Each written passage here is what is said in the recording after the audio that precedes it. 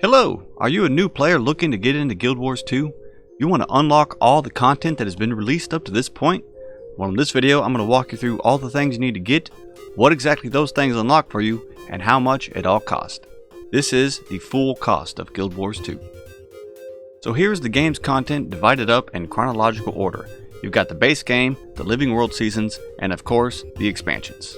And you might have noticed the first Living World Season says Living World Season 2. That's because Season 1 was a series of live updates to the game that are not replayable now that the story has moved past them. Ain't it said they'd like to someday bring it back, but for now, you can only get the Season 1 experience by going into your story journal in-game and clicking the Scarlet's War section. This will lead you to an NPC who will show you a short recap video of the events of Season 1. Or you can watch the videos about it online. That works too. So first we have the base game. This is what came out with the initial release of Guild Wars 2, plus the in-game 5-man dungeons known as the Fractals of the Mist. So that's all of the original zones, plus 3 more that got added after release, the personal story that spans from level 1 all the way to the level cap at 80, 8 different 5-man dungeons, each with multiple paths, and the first generation of legendary weapons. All of this comes at the cost of nothing. It's free to play. Anyone who makes a Guild Wars 2 account has access to this. Now I'm going to skip ahead a little bit and talk about the expansions, because this is where the real meat of the game is, and it's undeniably the first thing you want to get if you decide you want to buy Guild Wars 2.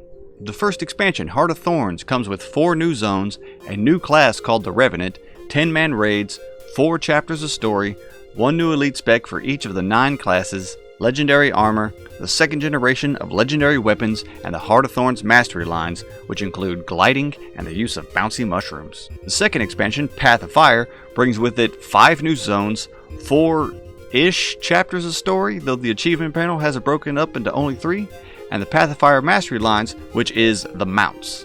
That might seem like less than Heart of Thorns with me just laying it out like that, but it doesn't matter because just recently A-Net combined Heart of Thorns and Path of Fire into one single product called Path of Fire.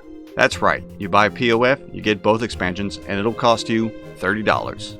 Also free with POF is the Icebrood Saga Prologue, Bound by Blood, which comes with a new zone, another chapter of the story, the first ever strike mission, which is like a 1-boss 10-man raid light, and the new Rockout emote. This is by far the biggest bulk of content you get. If you're looking to buy Guild Wars 2, start here. Now let's move to the Living World Seasons, starting with Season 2. That will give you 8 more episodes of story, and all the achievements and rewards associated with those 8 episodes. You probably think that doesn't seem like much, and you're right. Compared to the other blocks here, that is very little.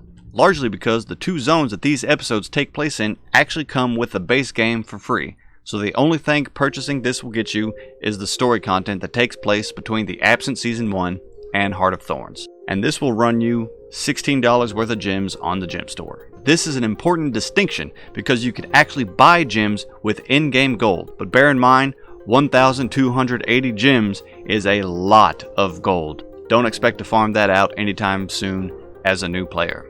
Moving on, we've got Season 3. This comes with 6 episodes of story, 1 new zone for each episode, a whole plethora of achievements and rewards, and the legendary trinket Aurora. And it costs $12 or 960 gems.